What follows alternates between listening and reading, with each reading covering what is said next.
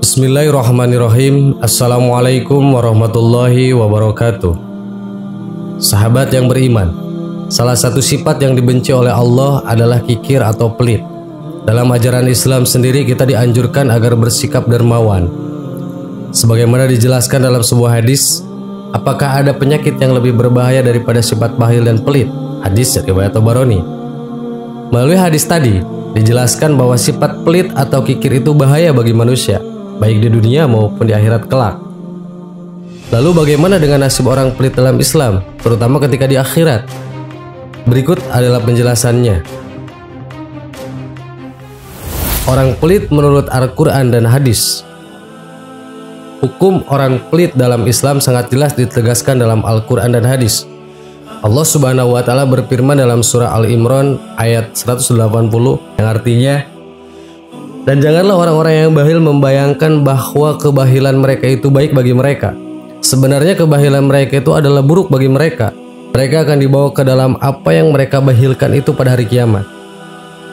Dari hadis riwayat Bukhari dan Muslim disebutkan bahwa Rasulullah SAW bersabda, orang yang pelit adalah orang yang keji dan orang yang pelit adalah orang yang jahat.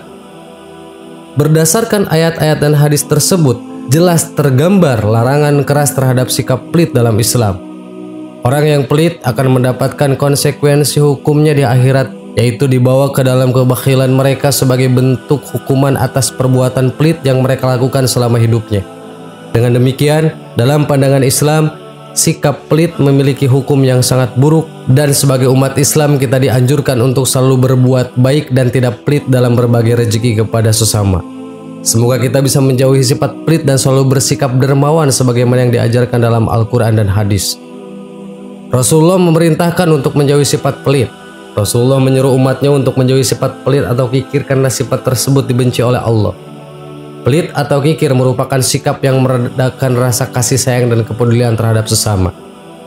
Dalam ajaran Islam, Rasulullah menekankan pentingnya bersedekah dan berbagi rezeki dengan sesama sebagai salah satu bentuk ibadah.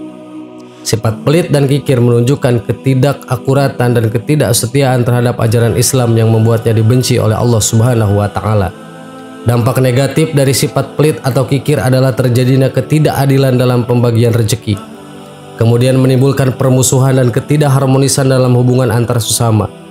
Cara menghindari sifat tersebut sesuai ajaran Islam adalah dengan lebih memahami dan menghayati ajaran agama, serta meningkatkan rasa kepedulian terhadap sesama.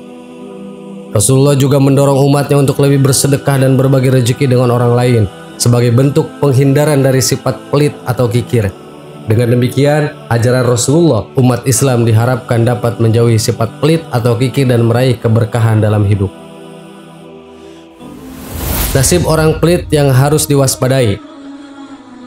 Pelit adalah sikap kikir dan rakus dalam hal harta benda yang tidak sesuai dengan ajaran Islam.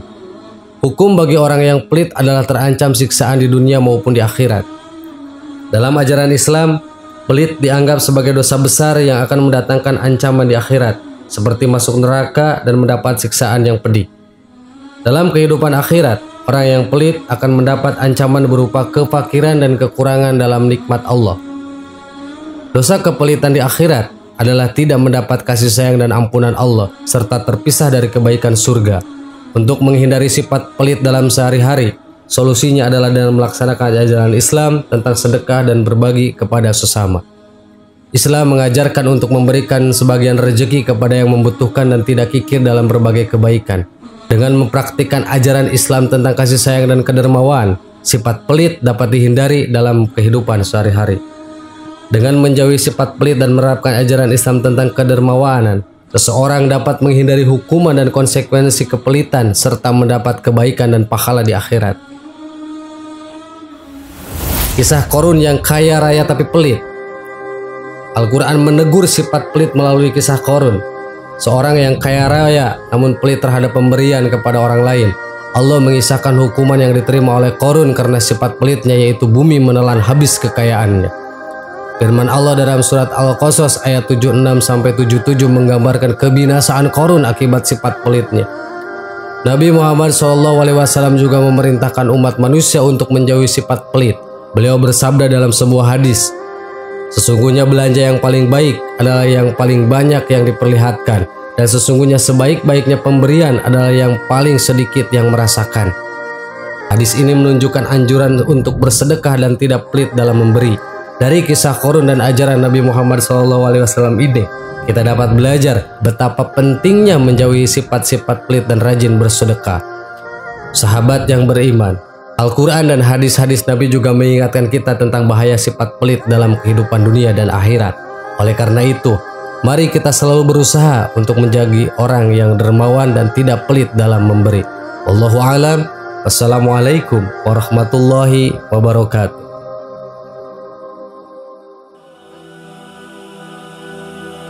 Bismillahirrahmanirrahim. Assalamualaikum warahmatullahi wabarakatuh. Sahabat yang beriman, setan, jin, maupun iblis adalah musuh nyata bagi manusia. Mereka akan selalu menggoda anak cucu Adam hingga hari kiamat kelak. Hal ini sebagaimana janji mereka yang termaktub dalam surah Al-Hijr ayat 39 untuk terus menyesatkan manusia. Ia iblis berkata, Tuhanku, karena engkau telah menyesatkanku, sungguh aku akan menjadikan kejahatan terasa indah bagi mereka di bumi dan sungguh aku akan menyesatkan mereka semua. Namun ada beberapa kelompok orang yang tidak akan digoda oleh iblis. Setan takut terhadap mereka karena suatu alasan.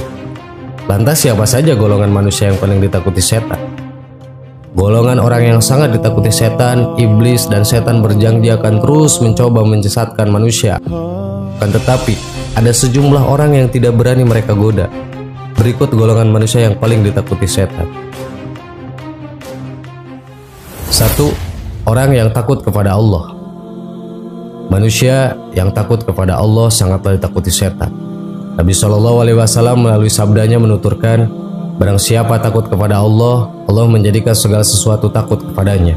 Barang siapa yang tidak takut kepada Allah, Allah menjadikannya takut kepada segala sesuatu. Hadis riwayat Baihaqi. Sayyid Qutb juga memaparkan dalam tafsir Fil Zilalil Quran, menurutnya manusia tidak perlu takut kepada setan dan teman-temannya, dan yang patut diketakuti hanyalah Allah. Hal ini sebagaimana kalamnya dalam surah Ali Imran ayat 175, dia berfirman, sesungguhnya mereka hanyalah setan yang menakuti-nakuti kamu dengan teman-teman setianya. Oleh karena itu janganlah takut kepada mereka, tetapi takutlah kepadaku jika kamu orang-orang mukmin. 2 adalah orang-orang yang mukhlas. Salah satu orang yang paling ditakuti setan yang disebutkan dalam Al-Quran adalah orang mukhlas. Mukhlas adalah orang yang hatinya bersih dan suci. Allah berfirman, ya iblis berkata, Tuhanku, karena engkau telah menyesatkanku, sungguh aku akan menjadikan kejahatan terasa indah bagi mereka di bumi dan sungguh aku akan menyesatkan mereka semua, kecuali hamba-hambamu yang terpilih karena keikhlasannya di antara mereka. Quran Surat Al-Hijr ayat 39 dan 40. 3 orang yang alim. Orang yang alim adalah orang yang luas ilmu agamanya. Ibnu Abbas meriwayatkan bahwa Rasulullah bersabda, seorang yang alim jauh lebih ditakuti oleh setan dibanding 1000 orang ahli ibadah yang tidak berilmu. Hadis riwayat Tirmizi. Hal itu karena orang alim tidak mudah menuruti ataupun tertipu oleh godaan setan. Karena itu setan kesulitan saat menyesatkan mereka. Sementara ahli ibadah, terutama iblis, sunnah yang hanya bermanfaat bagi orang yang mengerjakan saja yang tidak berilmu, mudah digoda iblis. Karena umumnya mereka hanya mementingkan ibadah daripada kewajiban mencari ilmu. Dalam riwayat, Rasulullah juga menyebutkan keutamaan lain dari orang alim, termasuk orang yang berilmu lebih besar pahalanya ketimbang orang yang puasa dan berperang di jalan Allah. Riwayat dikutip Khatib Al-Baghdadi dalam Al-Faqih Al-Mutafaqih. 4. Orang yang ahli fikih. Imam Ibnu Jauzi dalam kitab Said Al-Qatir menyebutkan riwayat dari Ibnu Abbas, seorang faqih lebih ditakuti setan daripada orang ahli ibadah yang bodoh. Faqih di sini diartikan sebagai orang paham ilmu agama, dan ada pula yang mengartikan faqih sebagai orang ahli fikih. 5. Orang yang berzikir. Dalam buku Terhubung dengan Tuhan, Abdullah Wahid menjelaskan bahwa golongan orang yang selalu mengingat atau berzikir kepada Allah adalah musuh yang sangat ditakuti setan. Iblis maupun setan tidak akan berani mendekati bahkan mengganggu mereka. Hal ini sebagaimana Rasulullah, sesungguhnya setan meletakkan moncongnya di hati anak Adam. Apabila ia mengingat Allah zikrullah, maka setan akan mundur. Dan apabila ia lupa pada Allah, maka setan akan membisikkan menggoda hatinya. Hadis riwayat Baihaqi dan Abu Ya'la. Sahabat yang beriman, itulah sederet orang yang paling ditakuti setan. Mari menjadi orang-orang yang seperti disebutkan tadi, agar setan tidak akan berani menggoda dan menyesatkan kita. Wallahu a'lam. Wassalamualaikum warahmatullahi wabarakatuh.